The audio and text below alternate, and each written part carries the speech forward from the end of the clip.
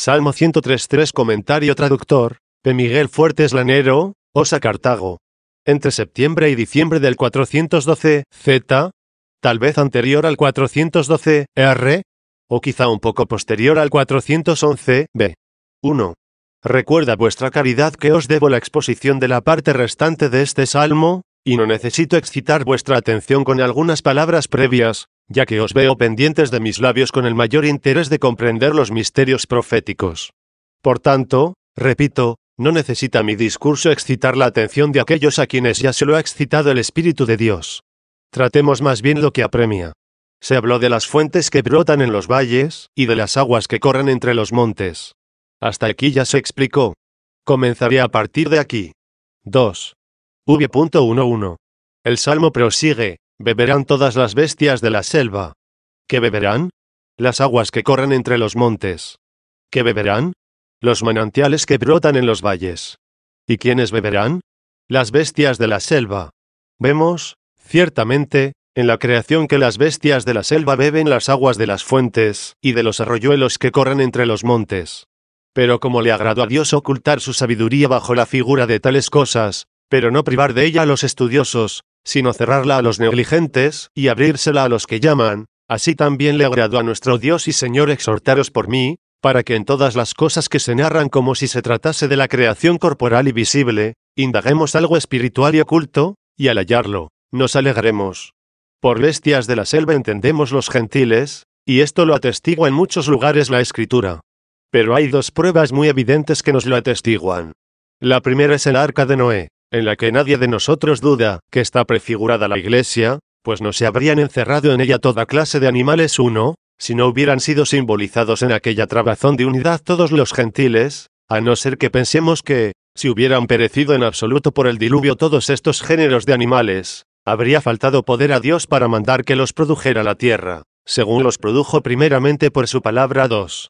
Luego no fueron encerrados los animales en el arca ni vana ni temerariamente, ni por alguna carencia o debilidad del poder de Dios.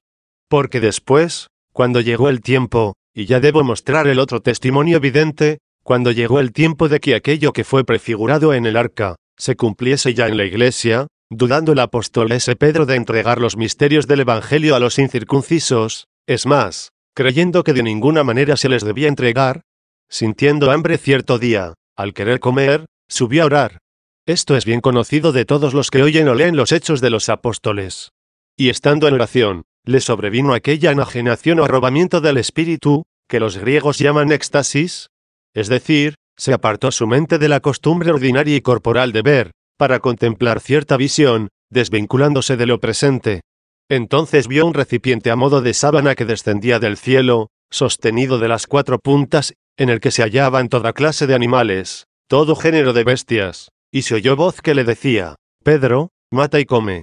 Él, que había sido instruido en la ley, y que había crecido en la costumbre judaica, y retenía el precepto de Dios, dado por Moisés, y lo había cumplido fielmente toda su vida, respondió: de ninguna manera, Señor, pues jamás entró en mi boca nada profano. Profano, en el lenguaje judío y en la ley es llamado impuro. Bien saben esto los que han estudiado la literatura eclesiástica. Entonces la voz le contestó: lo que Dios ha purificado, tú no lo llames impuro. Esto se repitió 3 veces, e inmediatamente desapareció el recipiente, que se le mostró por 3 veces bajando del cielo. 3. El recipiente sostenido por los 4 extremos simbolizaba el orbe terráqueo, dividido en 4 partes. La Escritura enumera con frecuencia estas partes: el oriente, el occidente, el aquilón y el mediodía. Como todo el orbe es llamado al Evangelio, y por lo mismo se escribieron 4 evangelios. El triple envío del recipiente significa también que se dijo a los apóstoles: id y bautizad a todas las gentes en el nombre del Padre, y del Hijo, y del Espíritu Santo. 4. De aquí también se deduce, como sabéis, el número 12 de los apóstoles. No quiso en vano que fuesen 12. De tal modo fue sagrado este número, que en el lugar del que se anuló, no pudo por menos de ser nombrado otro. Porque fueron 12 los apóstoles. Porque 4 son las partes del orbe, y todo el orbe era convocado al Evangelio. Por eso se escribieron 4 evangelios, y fue llamado todo el orbe en nombre de la Trinidad para formar la Iglesia. El 4, multiplicado por 3, forma el número 12. No nos maravillemos, pues, de que todas las bestias de la selva beban de aquellas aguas que corren entre los montes, de aquella doctrina apostólica que fluye en medio por la concordia de la comunión. Todas las bestias estaban en el arca, todas en el recipiente, a todas mata Pedro y de todas come, porque Pedro es la piedra, y la piedra es la iglesia. ¿Qué significa matar y comer? Matar en ellas lo que eran, y asimilarlas en su cuerpo. Si has eliminado en un pagano sus obras sacrílegas, has matado en él lo que era. Y al darle el sacramento de Cristo, lo has incorporado a la iglesia, lo has comido. 3. Por tanto, estos animales beben estas aguas que corren, no que están estancadas, sino que se deslizan. Toda la doctrina que se les imparte en este tiempo, es algo que pasa. Por eso dice el apóstol, desaparecerá la ciencia y se acabará la profecía. ¿Por qué desaparecerá? Porque conocemos en parte y profetizamos en parte, pero cuando llegue lo perfecto desaparecerá lo imperfecto. 5. A no ser que vuestra caridad tal vez crea que en aquella ciudad celeste, a la que se dice, exalta, oh Jerusalén, al Señor, alaba a tu Dios, oh Sión, porque ha reforzado los cerrojos de tus puertas. 6. Consolidados ya los cerrojos, y clausurada la ciudad, de la cual, como ya os he dicho hace algún tiempo, ningún amigo puede salir, ni enemigo entrar, y que yo tendré que leeros algún códice, o exponeros la palabra, como ahora os estoy haciendo. Y si ahora se expone, es para que allí la recordéis, y la poseáis. Si ahora se articula por medio de sílabas, es para que allí la contempléis íntegra y total.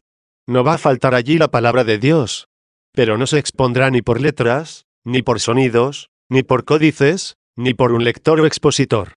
¿Cómo será, entonces?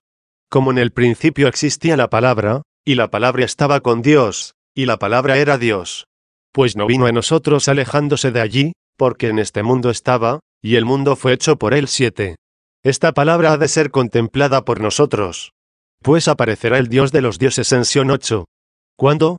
Al final de la peregrinación, terminado ya el camino, si no somos entregados al juez, para que nos introduzca en la cárcel. Pero si, terminado el camino, llegamos a la patria, según esperamos, según lo deseamos, y nos esforzamos, contemplaremos en ella lo que siempre alabaremos, y no decaerá lo que tenemos a nuestro alcance, ni nosotros los que lo disfrutamos. Ni sentirá hastío el que come, ni faltará qué comer. Grande y maravillosa será aquella contemplación. ¿Y quién podrá en esta vida hablar dignamente de ella, mientras corren las aguas en medio de los montes? Por tanto, mientras corran y pasen las aguas entre los montes, mientras fluyan las aguas, se bebe en la peregrinación para que no perezcamos de sed en el camino. Beberán todas las bestias de la selva. De allí habéis venido, de la selva fuisteis recogidos. ¿De qué selva? Por allí no atravesaba hombre alguno, porque allí no había sido enviado ningún profeta. Sin embargo, para construir el arca se cortaron árboles de la selva. De allí procedieron los árboles, de allí las bestias, de allí vinisteis. Por tanto, bebed. Beberán todas las bestias de la selva. 4. Los onagros la tomarán en su sed. Llama onagros a ciertas bestias grandes. ¿Quién ignora que se llama onagros a los asnos salvajes? Llama grandes a ciertos indómitos. Los gentiles no conocían el yugo de la ley. Muchos pueblos vivían según sus costumbres, vagando en su soberbia jactancia como en el desierto.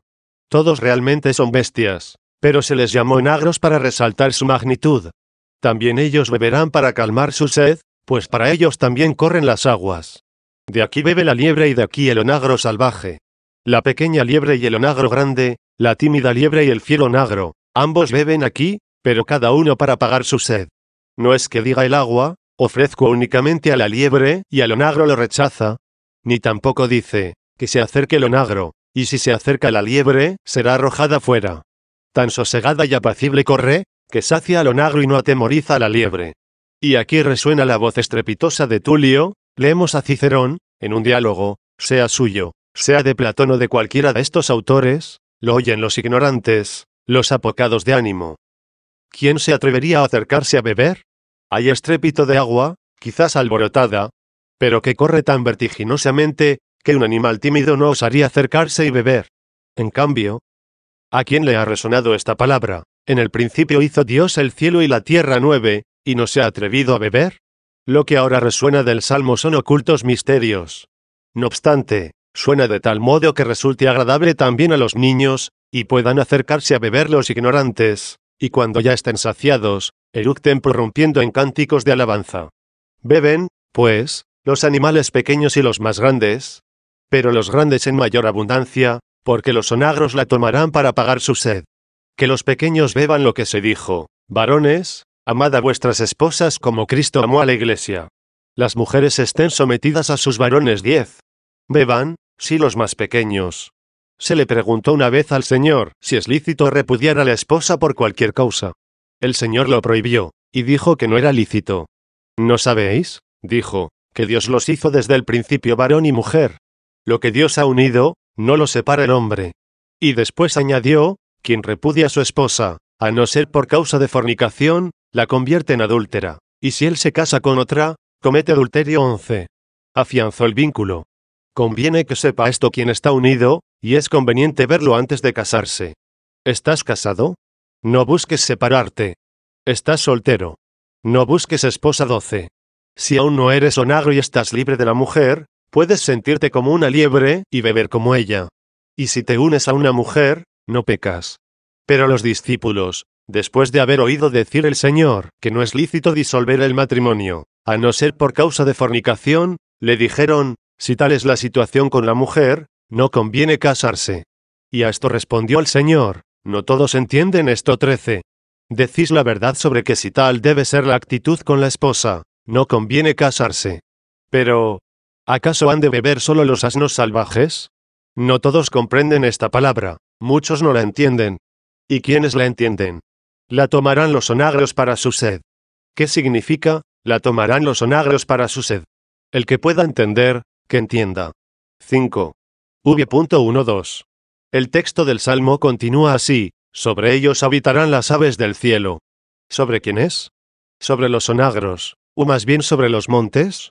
Pues el sentido se descubre a partir de aquí: entre los montes correrán las aguas, beberán todas las bestias de la selva, los onagros las tomarán para calmar su sed, sobre ellos habitarán las aves del cielo.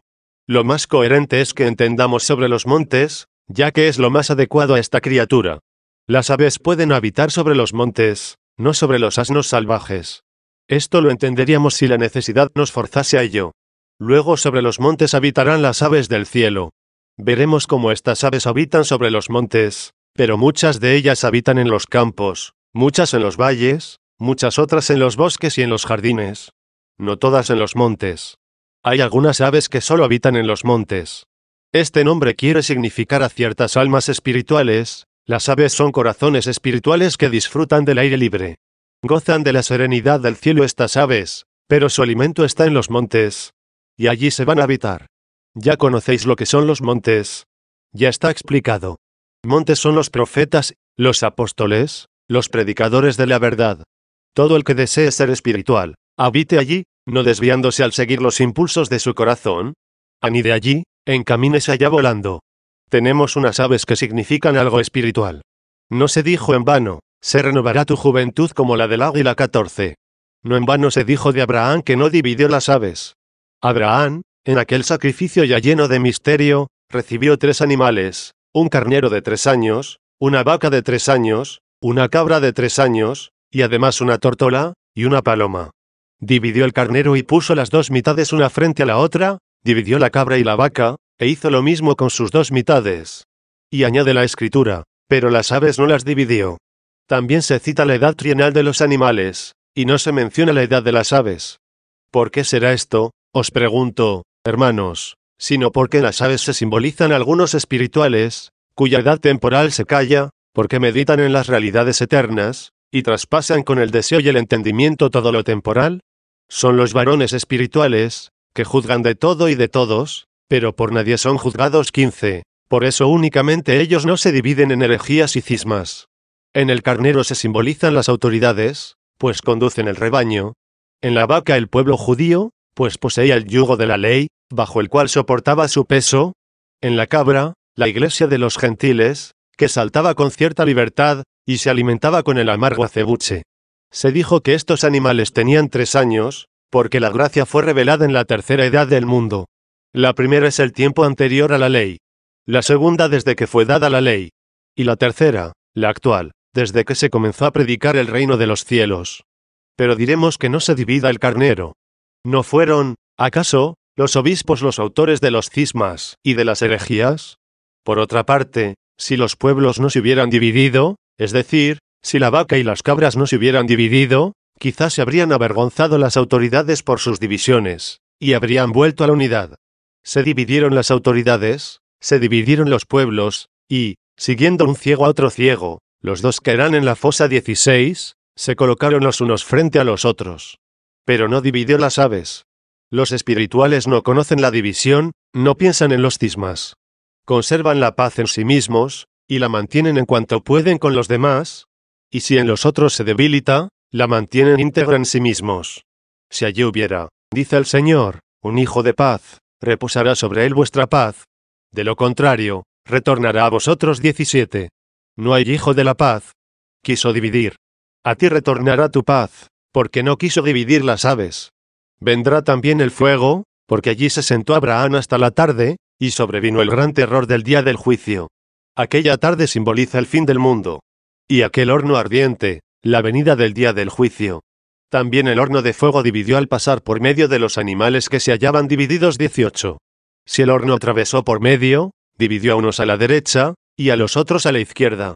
Luego hay algunos que son carnales, y, sin embargo, están en el seno de la Iglesia, viviendo de una manera personal propia, los cuales tememos que sean seducidos por los herejes, ya que mientras sean carnales, son propensos a la división. No dividió las aves. Los carnales se dividen. No pude hablaros, dice el apóstol, como a espirituales, sino como a carnales. Pero ¿cómo se prueba que los carnales se dividen? Por lo que añadió, cuando cada uno de vosotros dice, yo soy de Pablo, yo de Apolo, y yo de Cefas. ¿No sois carnales, y os comportéis de una manera humana? 19. Os ruego, hermanos, que me escuchéis, y progreséis. Dejad de ser carnales, y encaminaos a ser tórtola y paloma, pues las aves no las dividió. No obstante, cualquiera que permanece carnal, según un cierto modo de vida según los carnales, aunque no se hubiera apartado del seno de la Iglesia, ni hubiera sido arrastrado por los herejes, de suerte que se haya dividido y colocado frente a frente, tendrá que aceptar el fuego, porque no podrá ser colocado a la derecha si no interviene el fuego. Si no quiere soportar el fuego, encamínese a ser tórtola o paloma. Quien pueda entender esto, que lo entienda. Si no fuera tórtola o paloma, y sobre el fundamento habría edificado madera, heno o paja, es decir, amores del mundo, sobre el fundamento de su fe. No obstante, si su fundamento es Cristo, de suerte que ocupa Él en el corazón el primer puesto, y nada en absoluto se antepone a Él, entonces se soporta y se tolera a estos tales. Vendrá el fuego y abrasará los leños, el heno y la paja, como dice el apóstol, este sí se salvará, pero como a través del fuego. 20. El fuego obra así, a unos los separa a la izquierda, a otros los purifica dejándolos a la derecha, pues no dividió las aves. Pero, atención, porque deben ser tales aves que habiten sobre aquellos montes, no deben ir en pos de la soberbia de su corazón, ya que de estas se dice, su boca se atreve con el cielo. 21. Para no ser arrastradas por los vientos, habiten en los montes. Cuentan con la autoridad de los santos, reposen en los montes, en los apóstoles, en los profetas, que habiten allí tales aves, ya que en los montes encontrarán rocas, los firmamentos de los preceptos. Así como Cristo, palabra de Dios, era una sola y única roca, así muchas palabras de Dios son muchas piedras, y estas piedras se hallan en los montes. Mira que es allí donde anidan las aves, sobre ellos habitarán las aves del cielo. 6. No penséis que estas aves siguen su propio dictamen. Mira lo que dice el Salmo, desde en medio de las rocas emitirán su voz. Si yo ahora os dijera, creedme, porque esto lo ha dicho Cicerón, lo ha dicho Platón, lo dijo Pitágoras. ¿Quién de vosotros no se reiría de mí? Seré, pues, ave que no lanzo mi voz de entre las rocas. ¿Qué me dirá cada uno de vosotros? ¿Qué me debe decir el que está instruido? Si alguno os anunciara un evangelio distinto del que habéis recibido, sea anatema. 22. ¿Por qué me hablas de Cicerón, de Platón y de Virgilio? Delante de ti están las rocas de los montes. Hazme oír tu voz, venida desde en medio de ellas. De en medio de las rocas emitirán su voz. Deben ser oídos los que, a su vez, oyen desde la roca. Y esto se debe a que, entre toda esa multitud de rocas, está la roca que se oye, pues la roca era Cristo. 23. Sean, pues, oídos de buen grado los que emiten su voz entre las rocas. Nada hay más armonioso que este canto de los pájaros. Las aves cantan, y las rocas les hacen eco. Cuando cantan ellas, son los espirituales quienes están hablando. A la resonancia de las rocas contestan los testimonios de la Escritura. Ya veis por qué las aves cantan entre las rocas, y por qué habitan en los montes. 7. V.13. ¿De dónde reciben la voz los mismos montes y aquellas rocas? Para ser regados por las Escrituras recurramos al apóstol Pablo. ¿De dónde le viene a él? Acudimos a Isaías. ¿De dónde la recibe Isaías? Mira de dónde riega los montes desde sus más altas moradas. Si ahora viniera a nosotros un pagano incircunciso, pero dispuesto a creer en Cristo, lo bautizaríamos, y no le impondríamos el cumplimiento de las obras de la ley. Y si un judío nos pregunta por qué obramos así, nos hacemos eco de la roca, y le decimos, así obró Pedro, y así obró Pablo. Desde en medio de las rocas levantamos nuestra voz. Pero aquella roca, o sea, el mismo Pedro, el gran monte, mientras oraba y tenía aquella visión, era regado desde las altas moradas celestiales. El apóstol Pablo dice a los gentiles, si os circuncidáis, Cristo no os servirá de nada. 24. Esto lo dice Pablo como monte. Y también nosotros lo repetimos, haciéndonos eco de la roca. Que el Señor riegue esta roca desde sus altas estancias. Pues, cuando aún esta roca era tosca por su infidelidad, y queriendo regarla desde sus altas moradas, para que fluyese el agua en el valle, le gritó, Saulo, Saulo, ¿por qué me persigues? ¿No le leyó un profeta? ¿No le leyó otro apóstol? Ya que habría despreciado todo esto el gran monte, lo regó él desde sus altas moradas, y al instante de ser regado, queriendo llamanar, le dice, Señor, ¿qué quieres que haga? 25. Acéptalo como monte o como roca, desde donde puedas emitir tu voz. Recíbelo, y trata de ser regado desde lo alto, y verter el agua hacia los valles. Escucha esto mismo en una sola cita, sea que nos hayamos salido de la mente, dice, esto es cosa de Dios. Y si somos sobrios, esto es por vosotros. La frase, nos hemos salido de la mente vosotros no la podéis comprender. Pues hemos sobrepasado todas estas cosas carnales, y vosotros sois todavía carnales. Hemos, pues, salido de nuestra mente para ir hacia Dios. Y lo que vemos en este estado no lo podemos expresar, porque allí oyó palabras inefables que no le es posible al hombre decir. 26. Y entonces nosotros, preguntan aquellos carnales, aquellas liebres, ¿nosotros no vamos a ser regados? ¿Nada llegará a nosotros? ¿Y cómo es que hace brotar fuentes hacia los valles? ¿En qué modo correrán las aguas por medio de los montes? A esto, pues, se refiere la frase, y si somos sobrios es por vosotros. ¿Cómo se explica esto? ¿A quién imitamos? La caridad de Cristo, dice, nos impulsa. 27. Tú que participas del Verbo, aunque hoy eres espiritual, y hasta ayer fuiste carnal, te desdeñas de descender a los carnales, siendo así que el mismo Verbo se hizo carne para habitar entre vosotros. 28. 8. Bendigamos, pues, al Señor, y alabemos al que riega los montes desde sus altas moradas.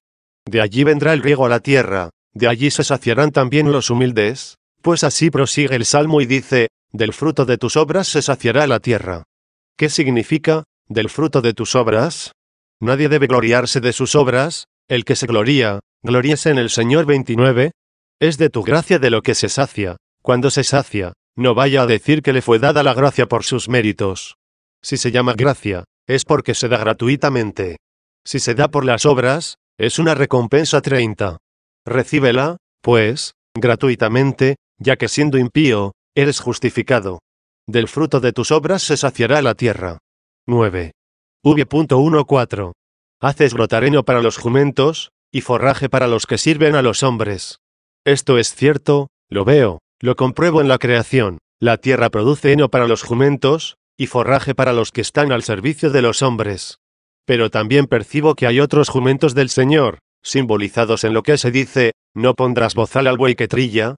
Y dice también uno de estos jumentos, ¿es que se ocupa de los bueyes? La Escritura lo dice a favor nuestro. ¿Y de qué modo produce la tierra heno para los jumentos? Porque el Señor ha establecido que quienes anuncian el Evangelio, vivan del Evangelio. Pues Él envió predicadores, y les dijo, comed lo que os presenten, porque el obrero merece su salario. 31. Y cuando les dijo, comed lo que os ofrezcan, Se lo dijo para que no preguntasen, ¿no seremos atrevidos, sentándonos a las mesas ajenas, cuando lo necesitemos?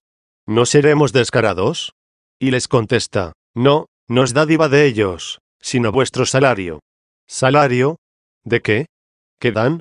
¿Qué reciben? Dan realidades espirituales, y reciben carnales. Dan oro y reciben heno. Pues toda carne es heno, y el esplendor de la carne es como flor de heno. 32. Todas las cosas temporales de que abundas y te sobran son heno de jumentos. ¿Por qué? Porque son carnales. Mira de qué jumentos son heno, si nosotros hemos sembrado para vosotros bienes espirituales. Será gran cosa que recolectemos de vosotros bienes materiales. 33. Esto lo dijo el apóstol, el predicador tan trabajador, tan incansable, tan activo, tan experto en dar el mismo heno a la tierra. Yo, dice, no he aceptado ninguno de estos bienes. 34.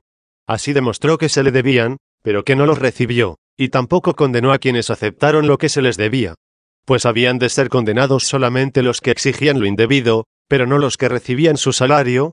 A pesar de todo, él renunció a él. Y no porque uno te perdone, ya no se lo debes a otro. De otra forma no serás tierra regada que produce heno para los jumentos. Del fruto de tus obras, dice, se saciará la tierra. Tú produces heno para los jumentos. No seas estéril. Produce heno para los jumentos.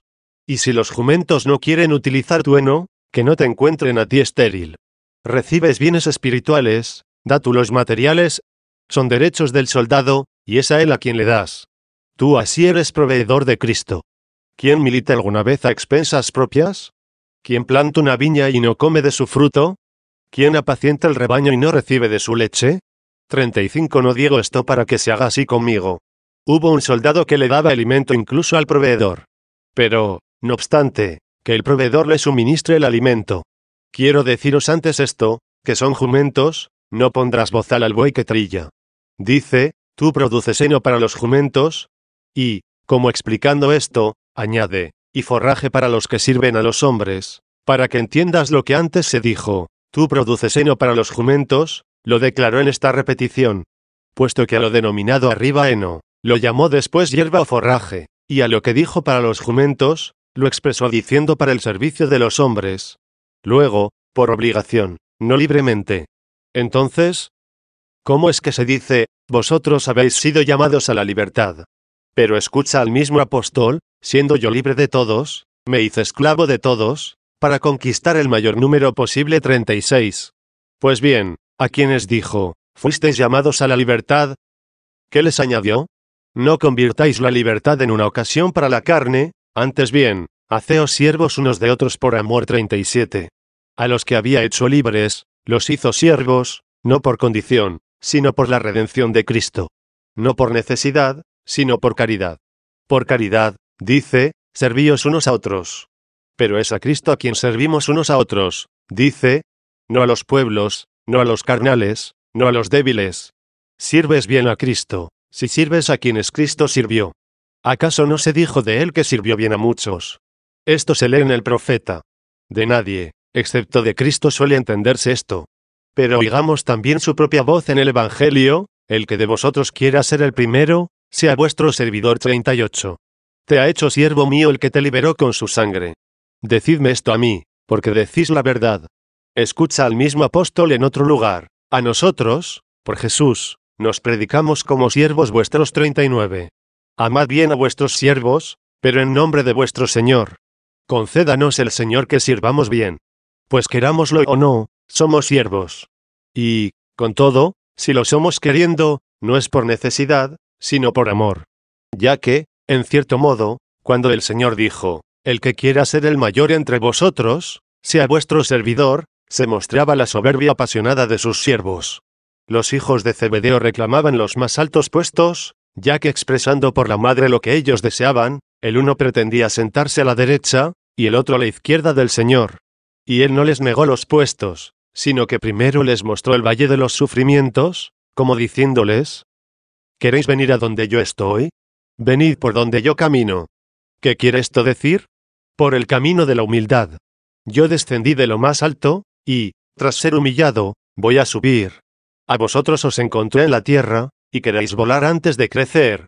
Primero nutríos, robusteceos, permaneced en el nido. ¿Qué les dice? ¿Cómo encamina la humildad a los que iban en pos de la grandeza? ¿Podéis beber el cáliz que yo he de beber? Y ellos, soberbios en esto también, contestaron, podemos. Como Pedro, contigo iré hasta la muerte, y se mantuvo valiente, hasta que una mujer le dijo, también estaba con ellos 40, así contestaron estos, podemos. Podéis. Podemos. Y Jesús, mi cáliz ciertamente lo beberéis, y, aunque ahora no podéis, ¿lo beberéis? Como a Pedro, ¿no puedes seguirme ahora? ¿Me seguirás después 41? Mi cáliz ciertamente lo beberéis, pero sentarse a mi derecha o a mi izquierda no me pertenece a mí el concederlo 42. ¿Qué significa no me pertenece a mí el concederlo? ¿No me pertenece darlo a los soberbios? Y vosotros, a quienes hablo ahora, lo sois.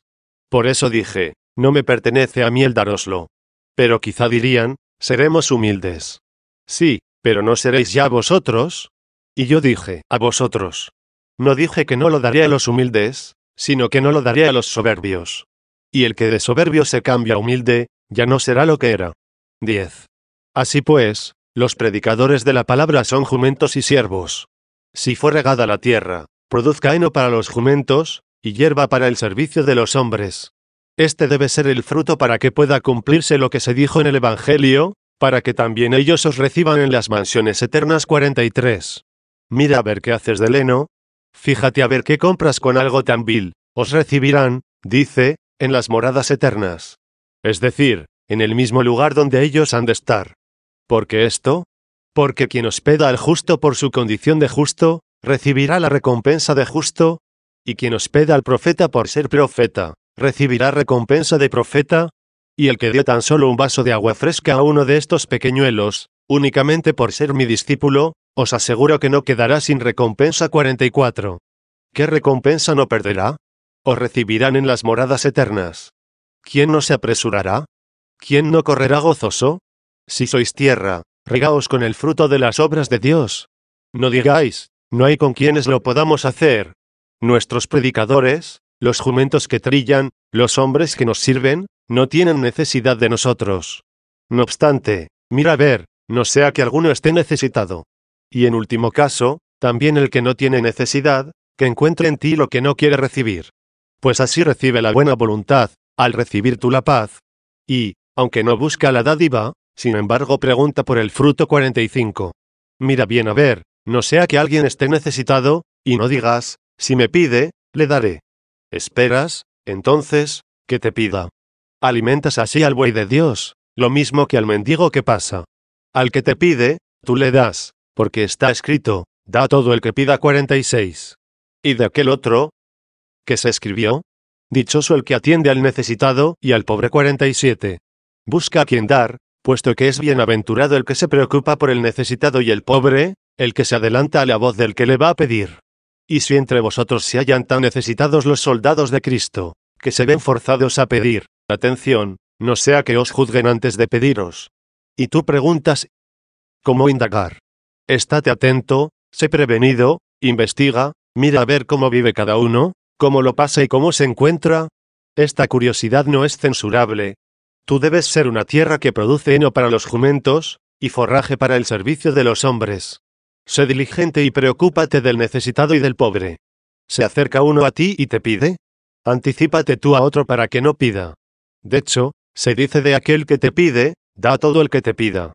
Y del otro, a quien tú debes buscar, se dijo, mantenga tu mano la limosna, hasta que encuentres al justo a quien se la entregues.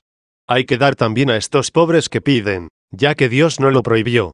Dice Cristo de ellos, cuando hagas un banquete, invita a los ciegos, a los impedidos, a los débiles, a los que no tienen cómo pagarte. Y se te retribuirá en la resurrección de los justos 48. Llámalos, aliméntalos. Come con ellos, alégrate cuando ellos se alimentan, pues ellos se alimentan de tu pan, y tú de la justicia de Dios. Que nadie os diga, existe un precepto de Cristo de dar al siervo de Dios, pero no de dar al mendigo. No hay tal cosa. Al contrario, el impío es el que dice estas cosas. Da pero mucho más a aquel, ya que aquel pide, y por la voz del que pide reconoces a quién dar. En cuanto al otro, cuanto menos pide, tanto más has de vigilar, para anticiparte al que ha de pedir. O tal vez ahora no te pida, pero un día te condenará. Así pues, hermanos míos, sed diligentes en esto, pues os toparéis con la indigencia de muchos siervos de Dios, con tanta cuanta queráis encontrar. Pero como os deleita la excusa, por la que decís, no lo sabíamos, por eso no los encontráis. 11. El mismo Señor tenía una bolsa, en la que se depositaban las cosas necesarias, y tenía dinero para las necesidades de él y de los que con él vivían, pues no miente el evangelista cuando dice que tuvo hambre. 49. Quiso tener hambre por ti, para que no sientas tu hambre en aquel que, siendo rico, se hizo pobre para enriquecernos a nosotros con su pobreza. 50. Tuvo, pues bolsa, a pesar de que se dice que algunas piadosas mujeres, que le seguían sus pasos por donde evangelizaba, y que le abastecían con sus propios bienes. En el Evangelio se citan estas mujeres. Entre ellas se hallaba la mujer de un tal Cusa, administrador de Herodes. 51. Mira lo que hacían. Más tarde había de aparecer Pablo, que, sin pedir nada, lo dio todo a los que debían proveerle. Pero, como muchos necesitados habían de pedir estas cosas, Cristo se adaptó a estos necesitados. ¿Es que, entonces, Pablo es más sublime que Cristo? Cristo es más sublime, porque es más misericordioso. Pues, sabiendo que Pablo no había de pedir estas cosas, proveyó para que no se condenase a quien pidiera, y ofreció un ejemplo al débil, y como veía que muchos habían de ir solícitos y gozosos al martirio, y que en la misma pasión se habían de alegrar, siendo animosos, robustos y maduros para el granero, y también a otros débiles, a quienes veía que podían perturbarse ante los padecimientos, para que no desfalleciesen, sino que más bien acoplasen su voluntad humana a la voluntad del Creador. Quiso Cristo asumir sus personas en su pasión, diciendo, triste está mi alma hasta la muerte, y añadió, Padre, si es posible, que pase de mí este cáliz. Enseñó que debía decir el débil, pero inmediatamente declaró que es lo que debía hacer el débil, pero que no se cumpla mi voluntad, sino la tuya. 52. Así como en la pasión personificó a los débiles, prefigurándolos en su cuerpo, ya que eran miembros suyos, y no en vano se dijo, tus ojos vieron mi imperfección, y en tu libro todas se hallan escritas. 53.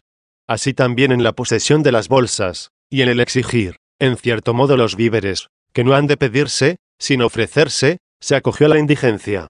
Zaqueo lo recibió gozoso. 54. ¿Para quién fue el bien? ¿Para Cristo, o para Zaqueo? Si no lo hubiera recibido Zaqueo, ¿acaso no habría tenido un lugar donde permanecer el fabricador del mundo? ¿O si Zaqueo no le hubiera alimentado, le habría faltado el sustento al que con 5 panes sació a 5.000 hombres? Cuando alguien recibe a un santo, no beneficia al amparado, sino al amparador. ¿Acaso en aquella gran hambre no era alimentado Elías? ¿No le traía un cuervo pan y carne, sirviendo una criatura al siervo de Dios?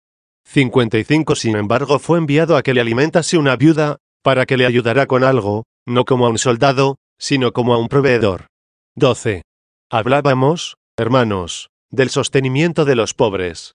Pues bien, como el Señor tenía bolsa, cuando le dijo a Judas, el que lo había de entregar, lo que vas a hacer, hazlo pronto, no entendieron los demás lo que le dijo, creyendo que le había ordenado preparar algo para dárselo a los pobres. Sin duda que el Señor tenía bolsa, está escrito en el Evangelio 56.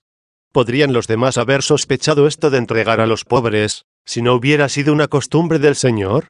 De lo que se daba y se metía en la bolsa, se entregaba también a los pobres, a los que Dios ha enseñado a no despreciar. Si no desprecias al pobre, ¿cuánto menos al buey que trilla en esta era? Y, ¿cuánto menos a tu siervo? Si no necesita alimento, quizá necesite vestido, y si no necesita vestido, tal vez necesite un techo. O quizá esté construyendo una iglesia, o edificando algo útil en la casa de Dios. Él espera que te preocupes y cuides del indigente y del pobre.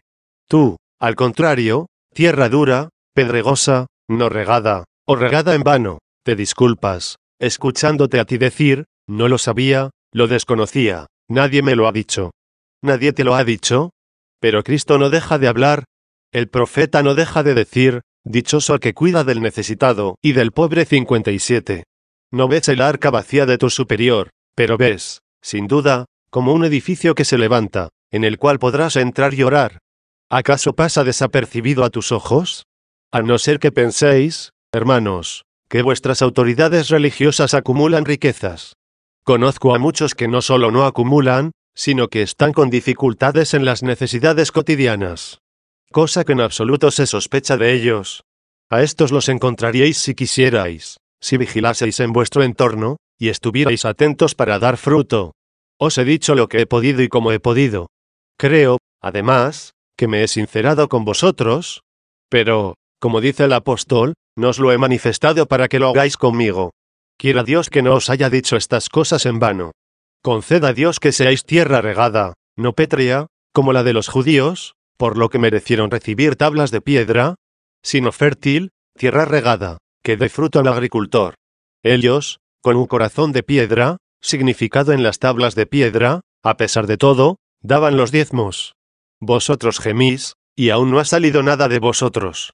Si gemís, es que estáis de parto. Y si estáis de parto, dad a luz. ¿Por qué ha de ser vano el gemido?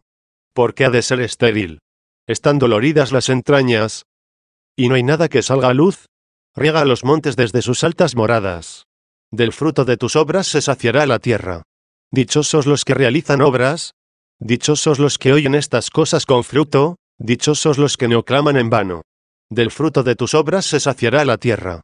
Tú produces heno para los jumentos, y hierba para el servicio de los hombres. ¿Esto para qué es? Para sacar pan de la tierra. ¿Qué pan? Cristo. ¿De qué tierra? De Pedro, de Pablo, de los demás dispensadores de la verdad. Escucha cómo es de la tierra. Tenemos, dice, este tesoro en vasos de arcilla, para que aparezca que una fuerza tan extraordinaria es de Dios. 58. Él es el pan que ha bajado del cielo. 59, para ser extraído de la tierra, cuando se predica por el esfuerzo corporal de sus siervos. La tierra produce heno, para que brote el pan de la tierra. ¿Qué tierra produce heno? El pueblo piadoso, la población santa. Para que brote pan. ¿Pero de qué tierra? Para que brote la palabra de Dios de los apóstoles, y de los administradores de los sacramentos de Dios que aún caminan por la tierra, y que llevan un cuerpo terreno. 13. V.15. Y el vino que alegra el corazón del hombre. Que nadie piensa en embriagarse. Al contrario, que todo hombre se disponga a embriagarse. Qué hermoso es tu cáliz embriagador. 60. No quiero decir que nadie debe embriagarse. Embriagaos, sí, pero mirad cómo y con qué. Si os embriaga el cáliz excelso del Señor, esta embriaguez se verá en vuestras obras, se notará en el santo amor de la justicia, se observará, por fin, en la enajenación de vuestra mente, pero que se dirige de lo terreno al cielo. Para que brille su rostro con el óleo. Veo cuánto fruto produce esta tierra, si produce heno para los jumentos. Estos siervos de Dios no venden lo que dan, no son traficadotes del Evangelio, lo dan gratuitamente, porque gratuitamente lo han recibido. Se alegran con vuestras obras buenas, porque esto es lo que a vosotros os aprovecha. No piden lo dado, sino que lo que buscan es el fruto. ¿Qué significa el brillo del rostro por el óleo? Es la gracia de Dios, es decir, un cierto esplendor que debe manifestarse. Como dice el apóstol, a cada uno se le otorga la manifestación del Espíritu. 61. Cierta gracia que es propia de los hombres, que se hace evidente a los hombres, para desarrollar el santo amor entre ellos, y se le llama óleo por su divino esplendor. Y como en Cristo apareció de una manera excelentísima, todo el mundo lo ama. Y aunque aquí en la tierra fue despreciado, ahora lo adora todo el mundo, porque suyo es el reino, y él domina las naciones. 62. Tanto es su gracia, que muchos que no creen en él, lo alaban, y dicen que no se animan a creer en él, porque no se puede cumplir todo lo que él ordena. Se confunden alabándolo, quienes antes se ensañaban vituperándolo. Sin embargo, es amado por todos, anunciado por todos. Y porque tiene una unción excelente, por eso es Cristo, porque Cristo significa ungido. Por la unción del crisma, se le dice Cristo. En hebreo Mesías, en griego Cristo, y en latín ungido, unctus, pero él ungió a todo su cuerpo. Por eso, todos los que a él vienen, reciben la gracia, para que se alegre su rostro con el óleo. 14. Y el pan robustece el corazón del hombre. ¿Qué significa esto, hermanos? Casi nos quiere hacer entender a qué pan se refiere. Porque este pan visible, conforta el estómago, conforta el vientre, pero existe otro pan que robustece el corazón, porque es el pan del corazón. Ya antes había hablado del pan, cuando dice, para que saque pan de la tierra, pero no explicó de qué pan se trataba. Y el vino que alegra el corazón del hombre. Parece que aquí se refiere a un vino espiritual, porque este alegra el corazón del hombre. Sin embargo, se puede pensar que se refiere a este vino terreno, ya que los ebrios parecen como alegres de corazón. Y ojalá se alegrasen, y no se enzarzasen en peleas. ¿Me dirás, que hay más alegre que un ebrio? Por el contrario, yo te digo, ¿que hay más furioso que el ebrio? ¿Quién más iracundo que él? Hay un vino que realmente alegra el corazón, y no produce otro efecto, sino este. Pero no creas que esto deba entenderse únicamente del vino espiritual, y no también de aquel pan. Y que este pan sea también espiritual, lo declaró al decir, y el pan robustece el corazón del hombre. Luego dale al pan el mismo sentido que le das al vino. ¿Siente interiormente hambre? ¿Siente sed interiormente? Pues, dichosos los tienen hambre y sed de justicia, porque ellos serán saciados. 63. Aquel pan es justicia, aquel vino es justicia, son la verdad, y la verdad es Cristo. 64. Yo soy, dice, el pan vivo bajado del cielo. 65. Y también, yo soy la vid y vosotros los sarmientos. 66. Y el pan que reconforta el corazón del hombre. 15. V.16. Se saciarán los árboles del campo, pero de esta gracia que brota de la tierra. Los árboles del campo son las multitudes de los pueblos. Y los cedros del Líbano que él plantó. Los cedros del Líbano son los poderosos del mundo. También estos se saciarán. El pan, el vino y el aceite de Cristo ha llegado hasta los senadores, hasta los nobles, hasta los reyes. Se han saciado los árboles del campo. Primero se han saciado los humildes, y después los cedros del Líbano, pero los que él plantó, los cedros piadosos, los fieles devotos, pues estos son los que él ha plantado. Porque también hay impíos que son cedros del Líbano, ya que el Señor destrozará los cedros del Líbano. ¿El Líbano es un monte? Allí hay esta clase de árboles muy antiguos y esplendorosos. Además, la palabra Líbano, según leemos en los autores que lo han tratado, significa candor, blanco esplendoroso. El Líbano es, pues, blancura. Pero parece ser una blancura y un esplendor de este mundo, el cual brilla y resplandece con sus pompas. En el mundo hay cedros del Líbano que plantó el Señor. Y estos que plantó el Señor serán saciados, porque él mismo dice, el árbol que no ha plantado mi Padre, será arrancado. 67. Y los cedros del Líbano que él plantó. 16. V.17. Allí anidarán los pájaros. La casa de la gaviota es guía para ellos. ¿Dónde anidarán los pájaros? En los cedros del Líbano. Ya hemos oído lo que son los cedros del Líbano, son los nobles del mundo, ilustres por su linaje, por sus riquezas, por los honores. También estos serán saciados. Pero aquellos que ha plantado el Señor, en estos cedros anidarán los pájaros. ¿Y quiénes son los pájaros? Las aves y los volátiles del cielo son pájaros, pero se les suele llamar pájaros a los volátiles pequeños. Son, pues, unos ciertos espirituales que anidan en los cedros del Líbano. Es decir, hay algunos siervos de Dios que escuchan la palabra del Evangelio, que dice, abandona todas tus posesiones. O también, vende todo lo que tienes y dáselo a los pobres, y tendrás un tesoro en el cielo. Y ven y sígueme. 68. Y esto no lo han escuchado solo los grandes, sino también los pequeños, y han querido ponerlo en práctica los pequeños, y llegar a ser espirituales, no unirse con el vínculo matrimonial, no complicarse con el cuidado de los hijos, no tener moradas propias, a las que estar ligados de manera estable, sino que eligen una forma de vida en común. Pero, ¿qué han dejado estos pájaros, que parecen ser los más pequeños seres de este mundo? ¿Qué han abandonado? Tal vez algo extraordinario. Uno se convierte a Dios, y deja la humilde morada de su padre, apenas un lecho y un baúl o un arca. Sin embargo se ha convertido, se ha hecho pájaro, y se ha puesto a buscar las cosas espirituales. Bien, muy bien. No le critiquemos, no le digamos, no has dejado nada. No se ensoberbezca el que ha dejado muchas cosas. Pedro, al seguir al Señor, sabemos que era pescador. ¿Qué pudo dejar?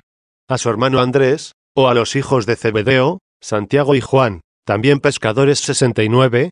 Y, con todo, ¿qué dijeron?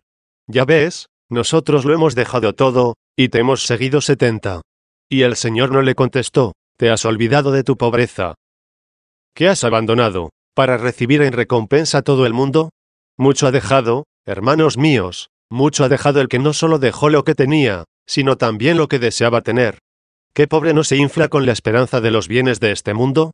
¿Y quién, cada día, no desea aumentar el caudal que posee? Esta ambición fue rígidamente truncada. Iba en aumento y se le puso un límite. ¿y acaso no abandonó nada? Al contrario, Pedro dejó todo el mundo, y recibió el mundo entero. Como quienes nada tienen, y todo lo poseemos. 71. Esto lo hacen muchos, esto lo hacen los que tienen poco, y vienen, y se hacen pájaros útiles. Parecen pequeñitos, porque carecen de la altura de la dignidad del mundo, pero anidan en los cedros del Líbano. También los cedros del Líbano, los nobles, los ricos y sobresalientes de este mundo, al oír con venerable respeto, dichoso el que cuida del pobre y desvalido, ponen la mirada en su hacienda, en sus quintas, en todas sus riquezas superfluas, por las que les hacen parecer como grandes, y las entregan a los siervos de Dios, pues dan campos, regalan huertos, edifican iglesias, monasterios. Recogen a los pájaros para que aniden en los cedros del Líbano. Por eso, se sacian los cedros del Líbano que plantó el Señor, y allí anidarán los pájaros. Mirad en toda la tierra, a ver si no es así. Os he dicho todo esto, no solo porque lo he creído, sino que lo he comprobado. La experiencia misma me lo ha hecho entender. Preguntad a las muy extensas tierras que conocéis, y fijaos cómo en los numerosos cedros del Líbano anidan los pájaros de que os he hablado. 17. Sin embargo, hermanos míos, estos pájaros, si son espirituales, aunque aniden en los cedros del Líbano, no deben tener por algo grande a los cedros del Líbano, ni pensar que aquello de que se surten de lo necesario les hacen a ellos superiores. Ellos son pájaros, y estos, cedros del Líbano, pues la casa de la gaviota es la guía de los pájaros. Y aunque los pájaros aniden en los cedros del Líbano, no son ellos los guías de los pájaros. Ya veis que serán saciados los árboles del bosque, o sea, todos los pueblos, y también lo serán los cedros del Líbano que plantó el Señor, los fieles notables y sobresalientes. Allí, es decir, en los cedros del Líbano, anidarán los pájaros, les ofrecerán los ramos de sus haberes, acogiendo a los pequeños espirituales. Ofrecen estas cosas, hacen esto los cedros del Líbano que plantó el Señor. Lo hacen, y lo hacen de buen grado. Conocen lo que hacen y saben lo que reciben. Pero, aun cuando los pájaros anidan en los cedros del Líbano, sin embargo, la casa de la gaviota es la guía de ellos. ¿Qué es la casa de la gaviota? La gaviota, como todos sabemos, es un ave marina. Vive en las lagunas o en la mar. Difícilmente, o nunca encontrarás su casa en las riberas, sino en las tierras que hay en medio del agua, y con frecuencia en los peñascos rodeados por el agua. Sabemos que en la roca. Sabemos, pues, que la piedra es la casa apropiada de la gaviota. En ninguna parte habita más segura y firme que en la piedra. ¿En qué piedra? En la que se halla afianzada en el mar. Pues, aunque sea azotada por las olas, la rompe, pero ella no perece. Esta es la grandeza de la roca, que está afianzada en el mar. ¿Cuántas olas azotaron a nuestra roca, Cristo el Señor? Los judíos se estrellaron en él, se quebraron. Y él permaneció intacto. Imitando cada uno a Cristo, pórtese de tal modo en este mundo, es decir, en este mar, en el que no puede por menos de sentir tempestades y borrascas, que no ceda ningún viento ni oleaje, sino que todos los arrostre, y permanezca íntegro. La casa, pues, de la gaviota es sólida y humilde. La gaviota no tiene nido en las alturas, y ningún otro nido es más sólido, ninguno más humilde. En los cedros anidan los pájaros, debido a la presente necesidad, pero tienen por guía la piedra, azotada por el oleaje y que no se quiebra.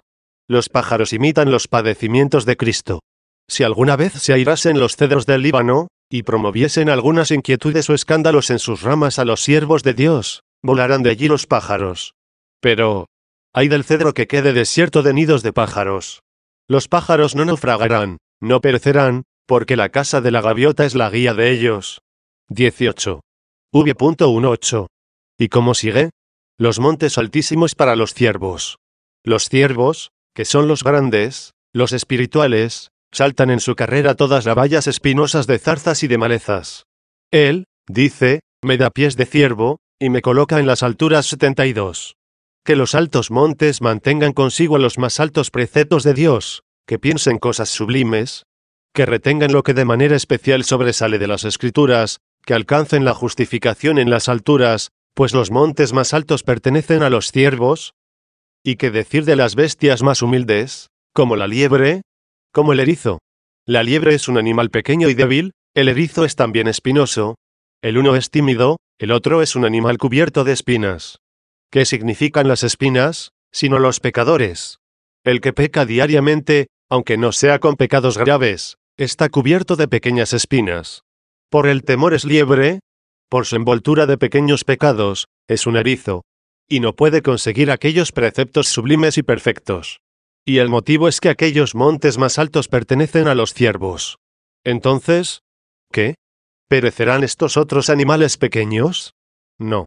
Es cierto que los más altos montes pertenecen a los ciervos. Pero mira lo que se dice de estos otros: la roca es madriguera de erizos y de liebres. Porque Dios se hizo el refugio del pobre 73. Pon esta roca afianzada en la tierra, y entonces es madriguera de erizos y de liebres. Ponla en el mar y será la casa de la gaviota. En todas partes es útil la roca. También en los montes ella es útil, pues sin el fundamento de la roca, los montes se precipitarían al abismo. ¿No se decía, hace poco, de los montes, allí anidarán las aves del cielo, y de en medio de las rocas emitirán sus cantos? 74 Luego, por todas partes la roca es nuestro refugio. Ya sea que se eleven los montes, o que sea azotada por las olas del mar, o que se halle afianzada en tierra firme, no se quebrará. A ella se dirigen los ciervos, a ella la gaviota, a ella la liebre y el erizo. Aunque golpeen sus pechos las liebres, y los erizos confiesen sus pecados, pues, aun cuando se vean cubiertos de leves y cotidianos pecados, con todo, no les faltará la roca que les enseñó a decir, perdónanos nuestras deudas, como también nosotros perdonamos a nuestros deudores. 75. La roca es el refugio para los erizos, y las liebres. 19. V.19. Ha hecho la luna para distinguir los tiempos. Espiritualmente entendido, es la Iglesia, que va creciendo de una mínima realidad, y en cierto modo envejece por la mortalidad de la vida presente, pero para aproximarse al sol. No me refiero a esta luna visible a los ojos, sino la que se significa bajo este nombre. Cuando esta Iglesia vivía en la oscuridad, cuando todavía no aparecía y no se dejaba ver, los hombres eran engañados, y se oía decir, esta es la Iglesia, este es el Cristo. Para saetear en la oscura luna los rectos de corazón. 76. Pero ahora, qué ciego es el que yerra con la luna llena. Hizo la luna como señal de los tiempos. La Iglesia en este mundo pasa temporalmente, ya que no permanecerá siempre en esta mortalidad. El aumentar y disminuir pasará en algún tiempo, pues se hizo como señal de los tiempos. El sol conoció su ocaso. ¿Qué sol es este? El sol de justicia, aquel a quien los pecadores llorarán en el día del juicio por no haber nacido para ellos, que en aquel día, así que hemos perdido el camino de la verdad, y la luz de la justicia no nos ha iluminado, y el sol no ha salido para nosotros. 77. Este sol nace para aquel que conoce a Cristo. Y Cristo se aparta del que se enfurece de tal modo contra su hermano, que llega a odiarlo. Así, pues, airaos y no pequéis. 78. La caridad, aun cuando algunas veces se aira, por motivo de corrección, no se la considera pecaminosa, porque no está tan arraigada que se convierta en odio. Si la ira se convierte en odio, el sol se pone sobre nuestra ira. No se ponga, pues, el sol, nos dice el apóstol, sobre vuestra iracundia. 79. 20. No creáis, hermanos, como piensan algunos, que el sol debe ser adorado, puesto que en las Escrituras, a veces el sol significa Cristo. Tal es, en efecto, la demencia de los hombres, al decir que algo debe ser adorado porque simboliza a Cristo. Adora entonces a la piedra, ya que la piedra simboliza a Cristo. 80. Como una oveja fue llevado al sacrificio. 81, adora también la oveja, pues simboliza a Cristo. Venció el león de la tribu de Judá. 82, adora igualmente al león, porque simboliza a Cristo. Ya veis cuántas cosas simbolizan a Cristo. Todas ellas por alguna semejanza, no por naturaleza. ¿Quieres conocer la naturaleza de Cristo? En el principio existía la palabra, y la palabra estaba con Dios. He aquí la naturaleza de Cristo, por la que tú has sido creado. ¿Quieres conocer la otra naturaleza, por la que has sido redimido? Y la palabra se hizo carne, y habitó entre nosotros. 83. Todo lo demás son semejanzas. Entiende, hazte capaz de comprender la Escritura, para que sepas distinguir que una cosa es lo que se ofrece a tus ojos, y otra lo que se sugiere a tu corazón. 21. Luego aquel sol, y hablamos ya con conocimiento de causa, aquel sol de justicia, con toda razón no nace para los impíos, aun cuando lo quieran, pues la misma sabiduría dice, me buscarán los malvados y no me encontrarán. Buscarán y no encontrarán. ¿Y por qué? Porque odian la sabiduría. 84. Si la odian. Porque la buscan. La buscan, no para su provecho, sino para saciar su orgullo. La buscan con sus palabras, pero la odian con sus obras. El Santo Espíritu de la ciencia huirá de lo fingido, y se retirará de los pensamientos necios. 85. No nace, pues, aquel sol para los impíos, no nace para los malos. Pero de este otro sol, que se ha dicho, Él hace salir su sol sobre buenos y malos, y llueve sobre justos e injustos. 86. Así pues, de aquel sol de justicia este salmo declara un no sé qué de misterio, porque vemos que también esto sucede en la creación. Según el orden de las cosas visibles, el sol conoce su ocaso. ¿Qué significa esto? Cristo conoció su pasión. El ocaso de Cristo es su pasión. Pero, ¿acaso se pone el sol de manera que no vuelva a nacer? Por ventura el que duerme no volverá a levantarse. 87. ¿Acaso no dijo él mismo, me he dormido, y estoy turbado? ¿Y no se dijo también de él, elévate sobre los cielos? Oh Dios. 88. Luego el sol conoció su ocaso. ¿Qué significa conoció? Que lo aprobó, que le ha agradado. ¿Y cómo demostraremos que conoció, o sea, que le agradó? ¿Hay algo que no conozca a Dios? ¿Que no conozca a Cristo? Y sin embargo, al fin del mundo ha de decir a algunos, no os conozco. 89. Pues bien, así como en esa ocasión, la expresión no os conozco no significa me sois desconocidos, sino, no me agradáis. Así también aquí conoció su ocaso quiere decir, le agradó su ocaso. Pues, si le hubiera desagradado, ¿cómo habría padecido? El hombre, en cambio, dado que no es ese sol, aunque le desagrade su pasión, la padece incluso si no quiere. Pero Cristo no habría padecido si no le hubiera agradado. Es decir, no habría sido matado, si no hubiera conocido su ocaso, ya que él mismo dijo, tengo el poder de entregar mi vida, y el poder de recuperarla de nuevo. Nadie me la quita, sino que yo mismo la doy libremente. 90. Conoció, pues, su ocaso. 22. VV.20-21. ¿Y qué sucedió cuando se puso el sol, cuando el Señor padeció? Que les vinieron unas tinieblas a los apóstoles, se vino abajo la esperanza en él, de quienes antes lo habían tenido como el grande y redentor de todos. ¿Por qué? Porque has establecido las tinieblas, y se hizo la noche, en ella rondarán todas las bestias de la selva. Los cachorros de los leones rugen por la presa, reclamando a Dios su comida. ¿Qué debo entender espiritualmente por los cachorros de los leones, sino los malignos espíritus? 91. Los perversos demonios, que se alimentan con los errores de los hombres. Porque hay príncipes de los demonios, y hay algunos demonios menores, despreciables. Estos demonios tratan de engañar a las almas, pero solo de aquellas en las que el sol no ha nacido, ya que se hallan en tinieblas, y en las tinieblas precisamente buscan los cachorros de los leones a quien devorar. Hay también un león mayor, el príncipe de todos estos menores. ¿Qué se dijo de él? ¿No sabéis que vuestro adversario, el diablo, como león rugiente, ronda buscando a quien devorar? 92. Lo hacían reclamando a Dios su comida, porque nadie puede ser tentado por el diablo, si Dios no se lo permite. El santo Job se hallaba ante el diablo, y, sin embargo, estaba muy distante de él. Por la presencia se hallaba ante él, por el poder, lejos de él. ¿Cuándo se habría atrevido a tentarle en su cuerpo, o en las haciendas que poseía, si no hubiera recibido la potestad de hacerlo? ¿Y por qué se le concede una tal potestad? Para castigar a los malvados, o, también, para probar a los buenos. En todo esto, el Señor obra con justicia. Sobre nadie tiene poder el demonio, ni sobre cualquiera de sus cosas, si no se lo concede a aquel que tiene el poder supremo y sublime. Y lo mismo que el diablo, tampoco el hombre goza de potestad alguna sobre el hombre, si no se le concede de lo alto. Estaba el juez de vivos y muertos ante un hombre juez. Y pavoneándose este juez al ver que tenía a Cristo ante sí, le dice, ¿no sabes que tengo el poder de matarte, y de ponerte en libertad? Entonces, el que había venido a enseñar también a quien lo juzgaba, le dice, no tendrías ningún poder sobre mí, si no se te hubiera dado de lo alto. 93. Tanto el hombre como el diablo, y cualesquiera demonios, no podrán dañar si no han recibido el permiso, pero no dañan a los que progresan en la virtud. Con los malos son como el fuego para el heno, con los buenos, como el fuego para el oro. Pusiste las tinieblas, y vino la noche, y en ella rondarán todas las bestias de la selva. Aquí ya veis que las bestias de la selva significan algo distinto. En el versículo 11 dije, que simbolizan a los gentiles. Aquí es otra cosa. Con frecuencia significan cosas distintas. Así como el mismo Señor es Cordero, y es león. ¿Y qué hay más diverso que el cordero y el león? Pero, ¿qué cordero? Un cordero tal, que llega a vencer al lobo, y que llega a vencer al león. Él mismo es también piedra, es pastor, y es puerta. El pastor entra por la puerta, y así dice, yo soy el buen pastor, y dice también, yo soy la puerta 94.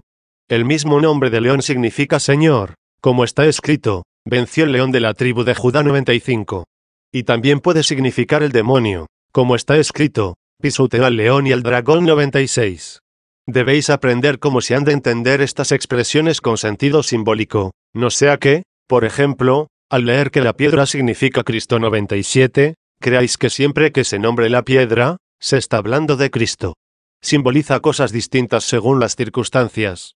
Así también, una letra, si te fijas en el puesto que ocupa en la palabra, comprenderás su valor. Si, por ejemplo, en el nombre de Dios, oyes la primera letra, y piensas que siempre y únicamente ha de ser colocada allí, la borrarás del nombre del diablo, ya que el nombre de Dios y el del diablo comienzan con la misma letra, y nada hay más opuesto que Dios y el diablo. Mira qué disparatado sería el que, al tratar de las cosas tanto divinas como humanas, dijera de la letra única D que no debería escribirse al principio del nombre del diablo, y al preguntarle por qué, contestase, porque he leído esta letra en el nombre de Dios. Te reirías de él, porque no merece la pena explicarle el motivo. No debéis entender tan puerilmente estas cosas divinas, y porque yo, anteriormente haya dicho que las bestias de la selva significaban a los gentiles, y ahora diga que significan a los demonios y a los ángeles prevaricadores, vaya a creer que estoy diciendo algo contradictorio. Se trata de semejanzas, y en cualquier lugar que se encuentren, ellas mismas se aclaran por el contexto. Allí rondarán todas las bestias de la selva. ¿Dónde? En la noche que estableció el Señor, porque el sol conoció su ocaso. Los cachorros de los leones rugen por la presa, reclamando a Dios su comida. Con razón, habiendo de llegar el Señor a su ocaso, y conociendo el mismo sol de justicia su ocaso, dice a los discípulos, como a futuras tinieblas, en las que había de rondar el león, buscando a quien devorar, y como a nadie devorará el león, sin antes haberlo pedido, Satanás, dice, ha pedido zarandearos esta noche como se criba el trigo, y yo he rogado por ti, Pedro, para que no pierdas la fe 98. ¿Acaso no estaba Pedro ya entre los dientes del león, cuando lo negó 3 veces? 99 Los cachorros de los leones rugen por la presa, reclamando a Dios su comida. 23. V.22. Ha salido el sol.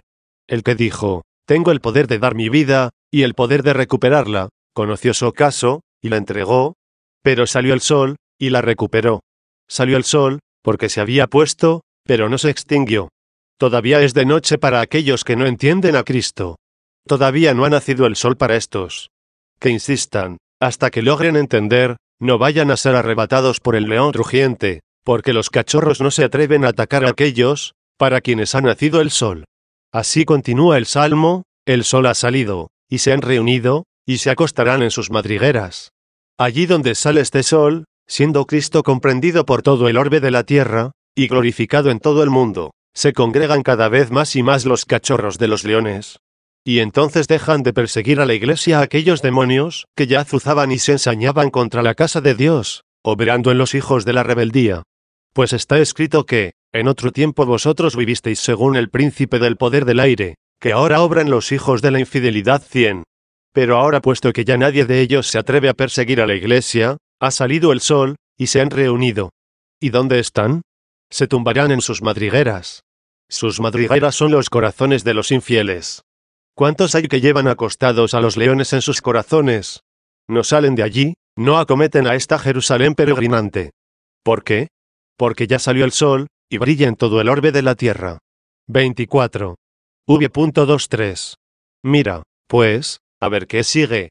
Como ya ha salido el sol, ellos se han reunido, y se recostarán en sus madrigueras. ¿Y tú? ¿Qué haces, hombre de Dios? ¿Qué haces tú, iglesia de Dios?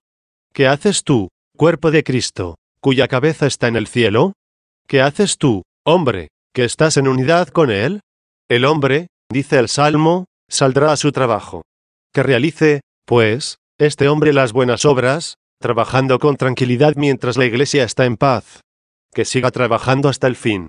Pues, algún día vendrá una recia oscuridad, y se desencadenará algún ataque, Pero esto será al atardecer, es decir, al fin del mundo. Pero ahora la iglesia trabaja con tranquilidad y en paz, como está escrito, el hombre sale a sus faenas, y a su labranza hasta el atardecer. 25. V.24. Qué magníficas son tus obras, Señor. Realmente grandes, verdaderamente magníficas. ¿Dónde se han realizado estas obras tan grandes? ¿Cuál es la residencia, donde Dios está? ¿O cuál el trono, donde está sentado, y realiza estas cosas? ¿Cuál es el lugar en el que ha realizado todo esto? ¿De dónde procedieron en primer lugar estas cosas tan bellas? Si lo tomas en sentido literal, ¿de dónde procede con su orden toda la creación, que se mueve ordenadamente, es ordenadamente bella, que ordenadamente nace en el oriente y tiene su ocaso en occidente, y que cumple con orden todas sus fases? Y si nos referimos a la Iglesia, ¿cómo ha recibido su desarrollo, su progreso y su perfección? ¿Y cómo está destinada a un cierto fin de inmortalidad? ¿Por qué predicadores es anunciada? ¿Cuáles son los misterios que le dan valor? ¿En qué sacramentos se oculta? ¿Por qué predicación se manifiesta? ¿Dónde ha hecho Dios estas cosas? Veo las grandes obras. ¡Qué magníficas son tus obras, Señor! Busco dónde las ha hecho, y no encuentro el lugar. Pero veo cómo sigue el texto, todo lo has hecho en la sabiduría. Luego en Cristo hiciste todas las cosas. Él fue escarnecido, abofeteado, escupido, coronado de espinas, crucificado, todo lo has hecho en él. Oigo, sí, oigo lo que, desde aquel soldado tuyo, comunicas a los hombres. Lo que por medio de aquel santo pregonero, predicas a las gentes, que Cristo es la fuerza de Dios y la sabiduría de Dios. Que se rían los judíos de Cristo crucificado, pues para ellos es un escándalo. Que se rían los paganos de Cristo crucificado, pues para ellos es una necedad, pero nosotros, dice el apóstol, predicamos a Cristo crucificado, escándalo para los judíos y locura para los gentiles, pero para los llamados, judíos y gentiles, un Cristo fuerza de Dios y sabiduría de Dios. 101. Has hecho todas las cosas en la sabiduría. 26. La tierra está llena de tus criaturas. Llena está la tierra de la creación de Cristo. ¿Y de qué modo? Tal como lo vemos. ¿Qué hay que no haya sido creado por el Padre por medio de su Hijo? Todo lo que anda y repta por la tierra, todo lo que nada en el agua, todo lo que vuela por los aires, lo que da vueltas en el cielo, y mucho más en la tierra. Todo el mundo ha sido creado por Dios. Pero aquí se da a conocer no sé qué criatura nueva, de la cual dice el apóstol, si uno está en Cristo, es una nueva criatura. Pasó lo viejo, todo es nuevo, y todo procede de Dios. 102. La nueva criatura hecha por Él, son todos los que creen en Cristo, que se despojan del hombre viejo y se visten del nuevo. 103. Llena está la tierra de tus criaturas. En un lugar de la tierra fue crucificado el Señor, en un pequeño lugar cayó aquel grano en la tierra y allí murió. Pero produjo un gran fruto. Estabas solo, Señor Jesús, hasta que pasaste. Reconozco tu voz en otro salmo, cuando dijiste, mientras yo solo escapo libre. 104. Estabas, pues solo hasta que pasaras. Estabas solo cuando conociste tu ocaso, pero del ocaso pasaste a la aurora. Surgiste, brillaste, fuiste glorificado cuando ascendiste al cielo, y la tierra se llenó de tus criaturas. El salmo, hermanos, no lo hemos aún terminado, pero en el nombre de Cristo dejo una parte de él para el domingo que viene.